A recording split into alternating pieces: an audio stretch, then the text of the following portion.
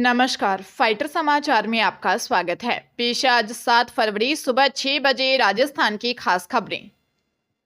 बीकानेर के केसर देसर गांव में दो सांडों की लड़ाई में एक युवक की मौत के मामले में अदालत ने पंचायत समिति और राज्य सरकार को दोषी माना है। मृतक के परिजनों को मुआवजे के रूप में 33,22,000 रुपए का भुगतान करने के आदेश दिए हैं।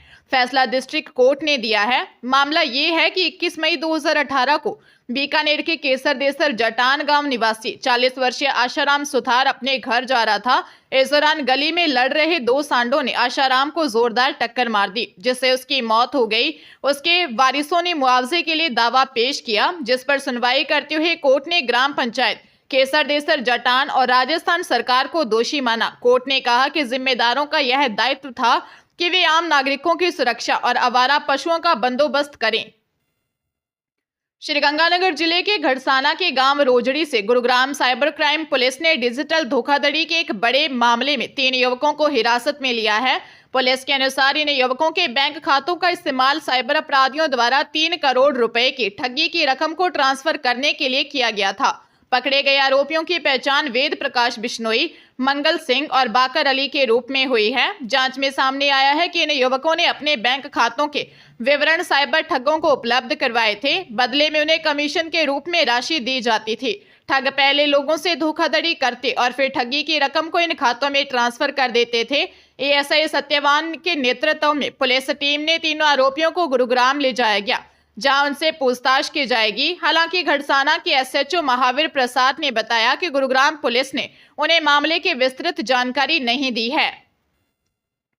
अलवर के पुक्सो कोर्ट ने नाबालिग से कुकर्म के आरोपी को 20 साल की सजा और 32,000 रुपए के जुर्माने से दंडित किया है। आरोपी बिहार के मुंगेर निवासी अशोक कुमार ने नाबालिग बच्चे को घर में अकेला देख कुकर्म किया था। विशेष लोक अभियोजक प्रशांत यादव ने बताया कि पीड़िता के पिता ने भिवाड़ी थाने में दी रिपोर्ट में बताया कि अप्रैल 2024 में वह अपनी पत्नी के साथ मजदूरी करने बाहर गया था। उनके जाने के बाद अभियुक्त अशोक घर आया तथा नाबालिग बेटे को अकेला पाकर उसके साथ कुकर्म किया।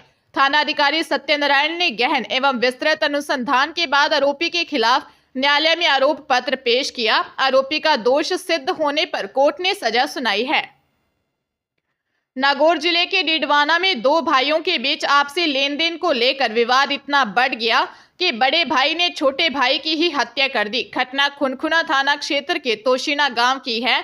सूचना मिलने पर पुलिस मौके पर पहुंची। इसके बाद पुलिस ने आरोपी बड़े भाई को गिरफ्तार किया है। डीएसपी धर्म पूनिया ने बताया कि तोशीना निवासी 47 वर्षीय चैनाराम और 45 वर्षीय श्रवण कुमार पहरावनी कार्यक्रम में गए थे। बड़े भाई की बेटी के ससुर का निधन हो गया था। परिजन वहां 12वें के कार्यक्रम में कपड़े देकर आए थे। वापस लौटने पर दोनों भाइयों में लेन देन की बात को लेकर तीखी बहस हो गई, जो धीरे धीरे विवाद में बदल गई। जब तक परिवार के लोग दोनों के पास पहुंचते, तब तक चैनाराम ने श्रवण की हत्या कर दी। श्रवण मजदूरी करता था। उसके 5 बच्चे हैं, जिनमें 3 लड़कियां और 2 लड़के हैं। पाली जिले के सोजत में एक दुकान विवाद में हुई हत्या के मामले में अपर जिला एवं सेशन न्यायाधीश दिनेश कुमार गढ़वाल ने मुख्य आरोपी हिमांशु माली उर्फ सेंटी को आजीवन कारावास की सजा के साथ 50,000 रुपए का अर्थदंड लगाया है, जबकि अन्य 2 आरोपियों रवि प्रजापत और चंपालाल माली को संधि का लाभ देते हुए बरी कर दिया गया। मामला 4.5 साल पुराना है। मेडिकल व्यवसायी कानाराम सिरवी ने मेहता मार्केट के सामने स्थित झरोखा वाली हवेली खरीदी थी। बिल्डिंग में मोहनलाल माली पिछले 20 वर्षों से किराए पर इलेक्ट्रिक की दुकान चला रहा था। कानाराम ने दुकान खाली करने के लिए कई बार बात की, लेकिन मोहनलाल तैयार नहीं हुआ। 28 अगस्त 2020 को इसी विवाद में कानाराम सिरवी और मोहनलाल के बेटे हिमांशु के बीच बहस हो गई। इस दौरान आवेश में आकर हिमांशु ने कानाराम की हत्या कर दी थी। कोटा में चिट फंड कंपनी खोलकर लोगों से ठगी करने के आरोपी 53 वर्षीय बादशाह खान निवासी चित्तौड़ा का नौहरा हाल कृष्णा विहार कैनाल रोड बोरखेड़ा को अनंतपुरा पुलिस ने मुखबिर की सूचना पर रेलवे कॉलोनी थाना क्षेत्र के काला तालाब इलाके से पकड़ा है। आरोपी ने साल 2014 में मुस्ताक मोहम्मद निवासी दीनदयाल नगर के साथ मिलकर सितारा रियल स्ट्रक्चर लिमिटेड कंपनी के नाम से चिट फंड कंपनी खोलकर लोगों को 18 से 24% वार्षिक रिटर्न का झांसा देकर रुपए इन्वेस्ट करवाए। कुछ साल तक लोगों को रिटर्न देकर बाद में ऑफिस बंद कर फरार हो गए। तलवंडी निवासी विनय गोयल की रिपोर्ट पर साल 2021 में मुख्य डायरेक्टर मुश्ताक मोहम्मद को गिरफ्तार किया गया था। कंपनी के खिलाफ 12, झालावाड़ व कोटा के अन्य थानों में भी मामले दर्ज हैं। उदयपुर में अहमदाबाद गुजरात के ज्वेलर की हत्या कर दी गई। आरोप है कि हत्या ज्वेलर के दोस्त ने ही की है। ज्वेलर से दोस्त ने 18 लाख रुपए की चांदी बिजनेस के लिए ली थी। उसका पेमेंट उधार था। वह पेमेंट ज्वेलर मांग रहा था। पुलिस ने दावा किया है कि पेमेंट देने की बजाय उसकी जान ले ली। पुलिस ने आरोपी को गिरफ्तार कर लिया है। उससे पूछताछ की जा रही है। प्रतापनगर थाना अधिकारी राजेंद्र सिंह चारण ने बताया कि 4 फरवरी को शहर के नाकोड़ा नगर मेघावास के आगे सड़क पर अहमदाबाद निवासी 40 वर्षीय हेमंत ओसवाल का शव मिला था। पुलिस ने जांच की तो हेमंत का दोस्त 34 वर्षीय विक्रम सोनी का नाम सामने आया। वह नाथद्वारा का रहने वाला है। आरोपी ने बताया कि 18 लाख रुपए की चांदी के रुपए मांगने पर उसकी हत्या कर दी। पुलिस आरोपी से पूछताछ कर रही है। अजमेर के कोतवाली थाना क्षेत्र में बुजुर्ग से धोखाधड़ी का मामला सामने आया है। बुजुर्ग ने पंजाब नेशनल बैंक के कर्मचारी पर अवैध रूप से चेक बुक जारी कर अकाउंट से 17 लाख रुपए विड्रॉल करने का आरोप लगाया है। लोहागल निवासी कैलाश चंद कुमावत ने रिपोर्ट दी कि उसकी पेंशन संयुक्त अकाउंट कचहरी रोड स्थित पीएनबी बैंक में है, जिसके संयुक्त खाता धारक उसकी पत्नी बीना देवी भी है। उसी खाते में उसकी बीएसएनएल विभाग से पेंशन आती है और उसी खाते से वह लेन देन करता है। उसके अकाउंट में 21 लाख रुपए से ज्यादा थे। इसी बीच उसने कुछ पैसों को विड्रॉल किया और पासबुक में एंट्री करवाई तो उसमें से अवैध रूप से 2 चेक के जरिए 17 लाख रुपए विड्रॉल किए गए थे। उसके द्वारा यह अमाउंट विड्रॉल नहीं किया गया था, ना ही उस नंबर की चेकबुक उसे मिली थी। बैंक कर्मी से शिकायत की और रिकॉर्ड दिखाने को कहा तो उसने मना कर दिया। पुलिस मामले की जांच कर रही है।